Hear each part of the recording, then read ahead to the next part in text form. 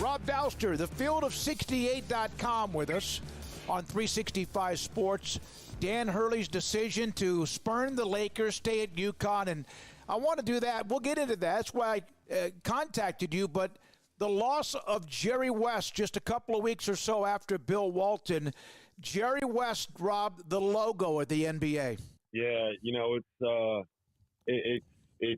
it's sad that we've lost two legends of the sport, two guys that are iconic within the game of basketball itself. I don't know how many people can identify with a broadcaster as much as they identify with Bill Walton. And, Jerry West is the logo. He is the logo of the NBA. And it's just, it's sad. It also is kind of a reminder that this is, the legends of that era are kind of getting older. So, the Bill Walton one is the one that really hit home for me.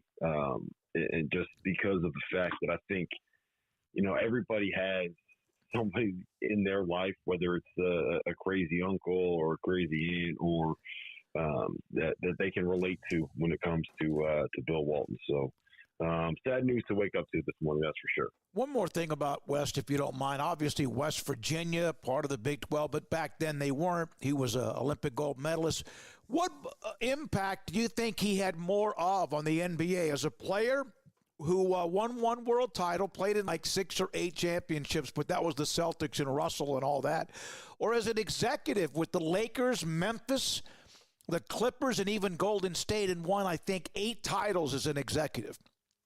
I think it's probably as an executive, just because where the NBA is now, I think has a bigger cultural impact, and is something that people are going to remember more. There aren't very many people that are attuned to the NBA on a day-to-day basis that remember what Jerry West was as a player. But I think everybody that is a fan of sports, a fan of basketball, a fan of the NBA has memories of those teams that Jerry West created and helped build and help develop as a member of front offices. So I think it's as a front office member, if for nothing else, because of the explosion that we've seen in what the NBA is as a product over the course of, the last 15, 20, 25 years. What was your overall thought that there was the recruitment of Dan Hurley? He visited L.A., and I thought that as that went on longer, and it wasn't a lengthy,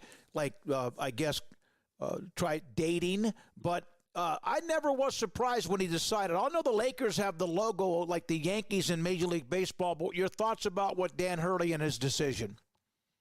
I always just kept coming back to the fact that he had an opportunity to leave a legacy on the sport of college basketball at UConn. He has a chance to be able to go out and win a 3rd straight national title, which is something that has not been done since Bill Walton was playing in college, which was before Dan Hurley was alive as that started. So he has a chance to kind of cement his legacy as one of the greatest to ever do it, right? Like, he has a long way to go to get to the top of that mountain, but there's a path to him being the greatest college basketball coach of all time. And I don't know if you could say that as a guy that is stepping into the NBA at 52 years old for his first NBA job, that does not appear to be one where he's going to be winning a championship, right? Like that is just what I just kept coming back to with this, is that he is someone that understands the history of the sport, that appreciates the history of the sport, that understands legacy, and that comes from a family where his father is a legendary coach in the high school ranks that passed up opportunities to be a college basketball coach, to be able to stay where he was happy, to be able to stay at home, and to be able to cement a legacy for himself, not just as a coach, but as a developer of young men. And I think that that's something that matters to Hurley. And I think that he also looked at that Lakers job and kind of said to himself, like, do I really want to walk into a situation where one of the stars on this team is 40 years old, is the most powerful person, the most powerful player in the NBA, and is going to try to get his son on this team, if he is even on this team next season, and the other guy is basically made out of tissue paper? Like, is that what you really want to walk into with your first job in the NBA on the other side of the country? I don't know. It always felt like this was – I do believe that the NBA is something that really, really intrigues Dan Hurley, and I think that it's something where he wants to take a shot at it at some point. But when you have a chance to come back to college and do something that hasn't been done for more than 5 decades, and you're able to do that at home, driving distance from your parents, driving distance from all your family, driving distance from all of your wife's family, in a place where you are going to be beloved, in a place where you are never going to get fired ever, no matter what you do. I think that it's going to take a lot to get him out of UConn, and LA is just not a good enough opportunity to get him out of UConn, I think is what it comes down to. He's obviously fiery, passionate. He is the boss at UConn, and that's obviously very debatable if that happens in the NBA, and especially with the scenario with LeBron, the Lakers, etc. Does his style win anywhere, no matter what the personalities, the ages of players might be, or is that he is perfect fit for college basketball? Well, I mean, he is a perfect fit for college basketball, but I'm also I think that he's kind of played up this character a little bit more than it is. Like, I don't think that he is this out of control, unhinged maniac that just has no control over his emotions at all. I think that he really understands and is calculated with the way that he does, you know, the firing of the fans and the way that he goes after officials. There's no doubt that he is an intense coach when it comes to practices and when it comes to training, when it comes to working out in the summer, when it comes to finding a way to get better. You know, there's a certain standard of excellence that he holds himself to and holds everybody on his roster to that's not going to change no matter where he is. And if you're in the NBA, quite frankly, like, you're probably a guy that holds yourself to a similar standard. There's 550 jobs available in the NBA. And if you're one of those 550 people, you have to be wired a certain way to be able to get there and to be able to stay there. So I don't think that would necessarily be the issue. And I think that a lot of this persona that he's built up, look, he is a big-time wrestling fan. And I don't think that it's surprising that a big-time wrestling fan is like, you know what, I'm going to lean into being the heel and being this character. So I think a lot of that stuff is kind of, it's more like he's intense, he's passionate, he is one of the most competitive human beings that you're going to run into. But I think that overall, I think a lot of that stuff is a little bit more calculated. So that's a long-winded way of saying that I think that he would have been able to figure it out in the NBA. I think he's smart enough to know what would have worked and what would not have worked with those kids up there. Rob Dauster, thefield68.com. They have won back-to-back. You mentioned the historical perspective of trying to win 3 in a row. Georgia was trying to do that in football, pretty darn close, and then lost to Alabama and didn't make the playoff. UConn seems to be pretty set. Recruiting was great. Players who either left or stayed or came back from the NBA draft flirtation. Are they set for what is, as far as among a handful of teams, the favorite to win it again next year?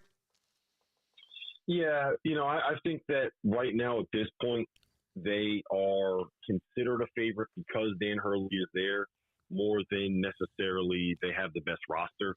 I think if you're just looking strictly at rosters, Kansas and Alabama are probably 1 and 2. UConn is right there, but a lot of predicting them as a top 5 team is betting on the development of guys that are currently on that roster, right? Like, you need Solo Ball, you need Jalen Stewart, you need Jaden Ross to all take a pretty big step forward. You need Alex Scarabin to go from being a good player to an All-American caliber player. But the thing is, if you look at the last 3 to 4 years in the UConn program, that's the development curve that we saw Jordan Hawkins go on and Andre Jackson go on and Madama Sanogo go on and Tristan Newton go on and Donovan Clingan go on, right? Like, they have been able to develop players within that program. And if you're betting on that happening again, which I think is a pretty good bet to make, then UConn's going to be right there in that mix. The one thing I would say is that the last 2 years, there have been 5 pros in the starting lineup for UConn each of those 2 seasons, right? And I don't think that's going to be the case this year. So I don't expect them to roll over everybody the way that they have the last 2 years. I don't think that there's going to be a significant talent advantage that they have. But I also did not think that was going to be the case last season after they lost 3 guys to the NBA, and I did not think that was going to be the case the season before when they weren't even a preseason top 25 team. So at this point, like, if you want to bet against Dan Hurley, I'm going to let everyone else be the guy that bets against Dan Hurley. I'm just going to sit here and enjoy the ride because I think that's the smart way to do this. Can't let you go, Robin. We appreciate your time. Baylor, obviously, it's been a long time. Scott Drew, Kentucky, etc. But in the end, he stays. That was not a surprise to us, but I know how serious that was. And then on top of that, the transfer portal was good to them. We know how Scott does that. They have a heck of a recruiting class coming in, and then players who are coming back. Your thoughts in the end of what could have been very difficult and what Scott Drew and company. And yeah, they lost Alvin Brooks and lost John Jacobs, a part of his great staff, and that's part of his coaching tree now. But how he and how Baylor basketball kind of, I guess you could say, weathered the storm and ended up where they are.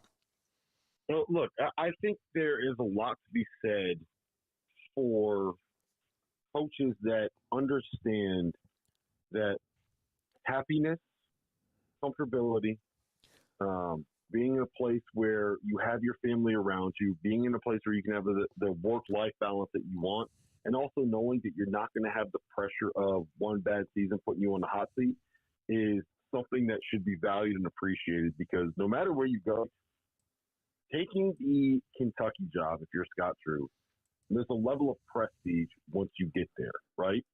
But can he get paid more in Lexington than he would in Waco? Probably, but like, what's the real difference if you're making, at that level, right? Like, there's not that much difference if you're going from, let's just say, like $6 million to $8 million a year, right? Like, what's the real difference there?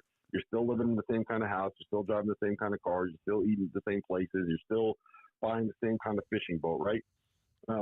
And it's not like he can't accomplish the things at Baylor that he would want to be able to accomplish at Kentucky. He won a national title 3 years ago. You don't have to leave to go win a national title. You don't have to leave to make the pinnacle of the sport. So it's not necessarily a financial decision, and it's not necessarily a competitive decision. Like, is it just leaving to go feed your ego, leaving to say, hey, look, I'm good enough to get this job at Kentucky? Or is Scott the kind of guy that's going to say, hey, I've been here for 20-something years. I've built this place into what it is. They're going to erect a statue for me whenever I decide to call it quits. I'm happy here. My family's happy here. Why would I end up leaving? Mm-hmm. And I think the only argument for leaving is that, you got Kelvin Sampson at Houston. You got Phil Self at Kansas. You got Arizona coming in. Like, maybe it won't be quite as tough in the SEC, but like, when you kind of look through it through that lens, that's really the only argument that I can make for leaving Baylor to go to Kentucky if you're not just trying to live, feed your ego and take the prestige. So I kind of like that, though. Nate Oates had a couple opportunities, and he's staying at Alabama. Scott Drew had opportunities, and he's staying at Baylor. Dan Hurley had opportunities, and he's staying at UConn. Think about it like this. The Kentucky job opened, the Louisville job opened, the Arkansas job opened, the Lakers job opened. There are a lot of big jobs that have been opened in the last couple of years, and the biggest names in college basketball stayed at schools that don't have the same kind of pedigree and same kind of branding and same kind of national following per se, right? And I do think that's a good thing for college basketball on the whole. Rob, thank you, man. Appreciate your time. Enjoy a great summer. Rob Dauster, the Field of 68 with us.